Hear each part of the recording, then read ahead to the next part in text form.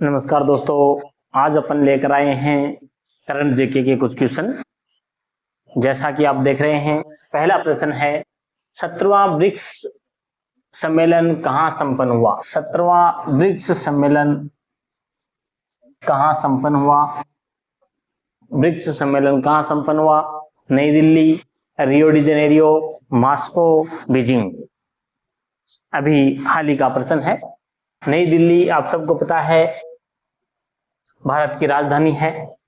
Rio de Janeiro Brazil की राजधानी है। ये कहाँ की है? ये ब्राजील की राजधानी है।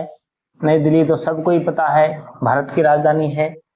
मॉस्को जो राजधानी है वो रूस की राजधानी है और बीजिंग है वो चीन की राजधानी है।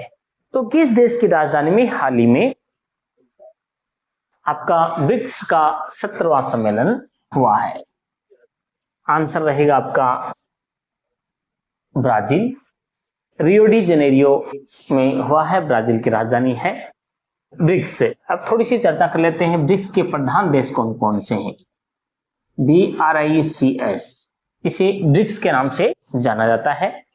बी ब्राजील हो जाएगा, BR का रशिया हो जाएगा, BRI का इंडिया हो जाएगा, BRIC का चाइना हो जाएगा और F का साउथ अफ्रीका हो जाएगा। यदि इसमें मूल देश पूछें तो B का हो जाएगा आपका ब्राजील हो जाएगा, R का रूस हो जाएगा, इसका इंडिया हो जाएगा भारत, C का चीन हो जाएगा और इसका दक्षिणी अफ्रीका हो जाएगा। हो सकता है सिंपल क्वेश्चन पूछ ले कि ब्रिक्स में कौन कौन से मूल देशों को शामिल किया जाता है। अब अपना आता है प्रश्न, कौन बर्मिंघम में टेस्ट जीतने वाले प्रथम भारतीय कप्तान बने हैं? बर्मिंघम में टेस्ट जीतने वाले पहले भारतीय। आज तक जितने भी वहां पर मैच हुए हैं, टेस्ट मैच हुए हैं, वो भारत ने कभी जीता नहीं है ना। ऐसे करने वाले कौन से हैं जो पहले भारतीय क्रिकेट टीम के कप्तान बने हैं? सचिन तेंदुलकर, विराट कोहली, रोहित शर्मा या शुभमन गिल। कौन रहेंगे इसमें? शुभमन गिल ऐसे कप्तान बने हैं जिसने बर्मिंघम में टेस्ट जीतने का श्रेय प्राप्त किया है। अब अपन बात करते हैं राजस्थान का जो करंट जीके है, very very very very important रहेगा क्वेश्चन। हाल ही में बीकानेर के लाखोसर व भानीपुरा क्यों प्रसिद्ध हैं? राजस्थान के बीकानेर जिले में दो गांव हैं, एक तो लाखोसर है और एक भानीपुरा। लाखोसर और भानीपुरा हैं, ये वर्तमान में चर्चा में क्यों हैं? बहुत ही अच्छा प्रश्न है। चांस बनते हैं 99% आने के। क्यों प्रसिद्ध बताइए जरा, क्या है इसमें? सरस्वती के अवशेष मिले हैं, यानी सरस्वती नदी जो प्राचीन काल में अपने राजस्थान से होकर गुजरती थी, अब वो भूमिगत बह रही है, क्या उसके अवशेष मिले हैं, इसके कारण चर्चा में है। कोयला आधारित पावर प्लांट लगाने के कारण क्या लाखोसर और भानीपुरा, जैसे कि बाप कोयला आधारित संयंत्र है, उसी प्रकार से क्या वहां भी कोयले आधारित कोई प्लांट लगा दिया गया बिजली का? खेजड़ी के पेड़ों की कटाई करने के कारण चर्चित है या फिर कोई नई सभ्यता के अवशेष यहाँ पर मिल गए हैं? क्यों चर्चा में है? खेजड़ी के जो अवशेष हैं, खेजड़ी के पेड़ों की कटाई है, इसके कारण ये चर्चा में है।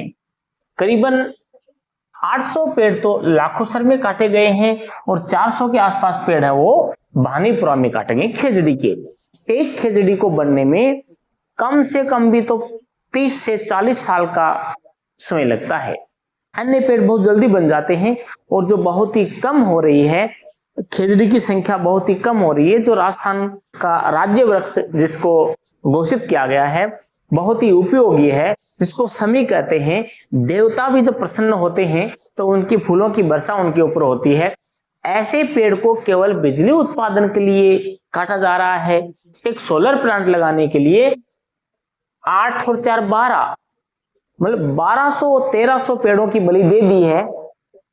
तो क्या समझे हम एक और तो कहते हैं हरियालो राजस्थान, हरियालो राजस्थान, पेड़ लगाओ, माँ के नाम लगाओ, बेटी के नाम लगाओ, फूफा के नाम लगाओ, बुआ के नाम लगाओ, कितने सारे पेड़ जितने आदमी लगा नहीं पाता ना। खेजड़ी, खेजड़ी देखना कभी अपने बाप दादों से पूछ करके, है ना। खेजड़ी, पीछे हो बेटा, पीछे हो, और आगे तुम। हाँ, खेजड़ी का पेड़ बनने में काफी समय लगता है, बहुत समय लगता है ना। और इनको, अरे जिन खेजड़ियों को बचाने के लिए अमृता देवी अपनी पुत्रियों के साथ में और 363 लोग वहां शहीद हो गए, उनके लिपट लिपट करके मर गए थे, उसी प्रदेश में, उसी एरिया में जाकर के, मतलब एक सोलर प्लांट लगाने के लिए 1000 पेड़ काट देना, वो भी खेजड़ी के। दुख की बात नहीं, क्या और कहीं नहीं थी, जगह नहीं थी ऐसी जहां पेड़ कम थे? जैसलमेर में लगा देते, बहुत कम पेड़ हैं, और कहीं लगा देते। लेकिन चर्चा का विषय रहेगा, बिल्कुल सरकार को सोचना चाहिए। खिजड़ी का राज्य वृक्ष को काट, हजारों की संख्या में काट करके तुम सोलर प्लांट लगा रहे हो, तो ऐसी प्रगति किस काम की? प्रकृति है, अपना संतुलन स्वयं कर लेती है। किसी न किसी दिन इन 1000 पेड़ों का क्या है, हमें जब भुगतना पड़ेगा। तो याद रखिएगा, जो हाल ही में राजस्थान के बीकानेर जिले के लाखोसर और भानीपुरा जो गांव है, वो खेजड़ी के पेड़ों की कटाई के कारण में चर्चा में है। भारत में प्रथम डिजिटल जनगणना कब होने की संभावना है? यानी लगभग संभावित वर्ष वो घोषित किया गया है कि इस वर्ष हम डिजिटल जनगणना वो करेंगे। बताइए कब है? 2026, 2027, 2029 और 2030। कब तक हो जाएगी? 2027 तक भारत में डिजिटल जनगणना होने की पूरी संभावना है, जिसमें हम डिजिटल माध्यम से अपने मोबाइल से भी हम अपनी क्या है जनगणना करवा सकेंगे। अब हाल ही का बहुत ही इंपॉर्टेंट क्वेश्चन है, क्वेश्चन बनने के चांस बनते हैं, क्योंकि ये जो विषय है वो पूरे राजस्थान में ही नहीं देश में गूंज रहा है। कभी हरियाणा में क्रैश हो रहे हैं, कभी गुजरात में क्रैश हो रहे हैं, कभी राजस्थान में क्रैश हो रहे हैं। तो क्यों नहीं पुराने जो अपने हेलीकॉप्टर है, पुराने जो प्लेन है, फाइटर प्लेन है, क्यों नहीं उनको रिटायरमेंट दे दिया जाए? उन पुराने जगुआरों को उड़ा उड़ा करके क्या देश के नौजवान जो पायलट बनते हैं, क्या उन योग्यताओं को ऐसे ही खत्म करेंगे? सोचिए।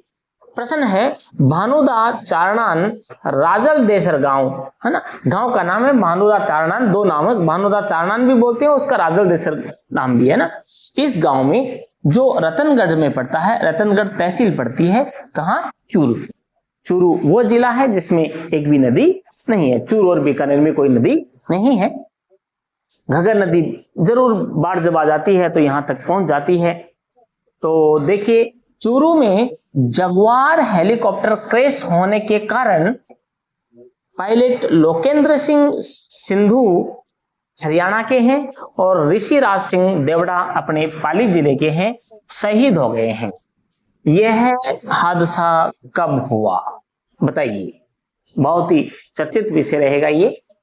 अपने पास में से ही उड़े थे, बीकानेर से ही उड़ान भरी थी उन्होंने, और यहाँ आकर के चूरू में आकर के वो हादसा हो गया है। तो देखिए, इसमें से कौन सी डेट है? 7 मार्च 2025, 2 अप्रैल 2025, 9 जुलाई 2025 और 5 मई 2025। देखिए, 7 मार्च 2025 में तो हरियाणा में यही हादसा हुआ था, जगुआर का ही। 2 अप्रैल 2025 को गुजरात का बड़ा ही दुखद हादसा हुआ था, जिसमें प्लेन क्रैश हुआ था उड़ते ही, और कुछ दूरी पे जाकर के जो मेडिकल कॉलेज के जो डॉक्टर्स का, रेजिडेंट डॉक्टरों का जो छात्रावास था, वहां जाके गिरा। दुखद घटना हुई है भी। इससे भी नहीं सबक लिया सरकार ने, यहाँ भी सबक नहीं लिया कि हमें करना क्या चाहिए, इनकी जांच करनी चाहिए कि नहीं करनी चाहिए। और देखते ही देखते 9 जुलाई 2025 को, अभी ताजा ही है, 9 जुलाई, अभी कुछ दिन नहीं हुए, आज 16 तारीख हुई है, 9 जुलाई को ये आपका आंसर हो जाएगा। ठीक है, 9 जुलाई आंसर क्या हो जाएगा आपका? सी। 9 जुलाई 2025 को अपने चूरू जिले के भानुदा चारणान राजल देसर गांव में हेलीकॉप्टर है, जगुआर हेलीकॉप्टर है, जो क्रैश हो गया, और इसमें अपने 2 पायलट हैं वो शहीद हो गए। बिल्कुल गनीमत ये रही कि इन्होंने अपनी जान पे खेल करके, जहां क्राउडेड एरिया नहीं था, भीड़ भाड़ नहीं थी, कुछ दूर जा करके उनको प्लेन को गिराया, और प्लेन से खिदमत ये रही कि बाहर निकल नहीं सके वो और अपने शहीद हो गए, अपनी जनता को बचाने के लिए शहीद हो गए। अच्छा प्रश्न याद रखना है, 9 जुलाई 2025 को जगुआर हेलीकॉप्टर चूरू जिले के भानुदा चारणान राजलदेसर गांव में ये क्रैश हुआ है। भारत के किस क्रिकेट खिलाड़ी ने 13वीं बार, बात क्रिकेट की हो रही है यहाँ पर, करंट जीके का एक क्वेश्चन है, भारत के किस क्रिकेट खिलाड़ी ने 13वीं बार एक ही पारी में 5 विकेट लेने का रिकॉर्ड अपने नाम किया है? बताइए। 13वीं बार एक ही पारी में 5वीं बार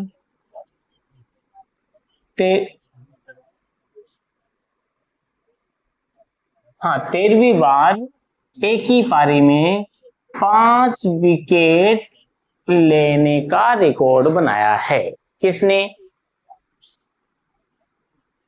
बुमराह ने ये रिकॉर्ड अपने नाम किया है। हाल ही में 13वीं बार एक ही पारी में 5 विकेट लेने वाले खिलाड़ी बन गए हैं। अगला क्वेश्चन है, अपने श्यामा प्रसाद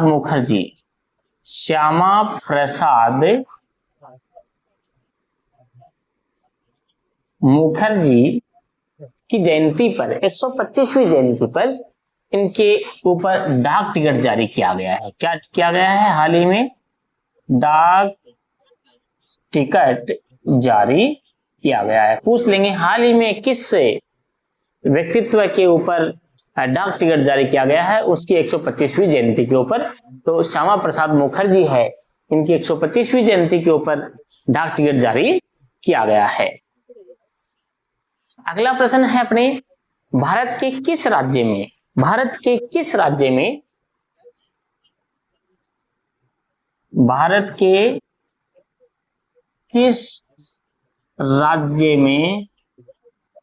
प्रथम महिला सैनिक स्कूल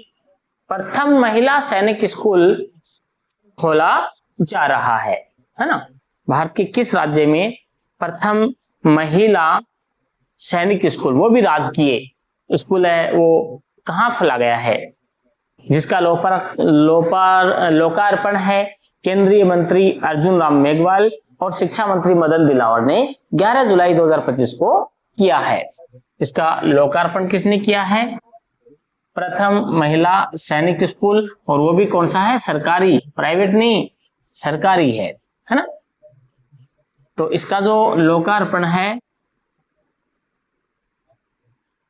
ये किसने किया है? अपने केंद्रीय मंत्री अर्जुन राम जी मेघवाल थे, अर्जुन राम मेघवाल, और शिक्षा मंत्री मदन दिलावर। शिक्षा मंत्री मदन